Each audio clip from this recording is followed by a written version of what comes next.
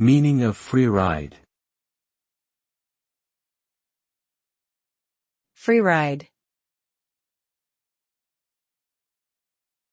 Freeride. Freeride. Freeride. Freeride is a term commonly used in the world of extreme sports to refer to skiing and snowboarding outside of marked trails or designated runs.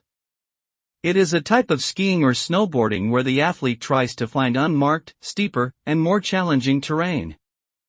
Freeriding involves utilizing natural terrain such as cliffs, drops, and gullies while avoiding obstacles like trees and rocks. The objective of freeriding is to express individual style, creativity, and skill while enjoying the freedom of riding without restrictions. In short, freeride is an exhilarating and challenging form of skiing and snowboarding that requires a high degree of skill and bravery.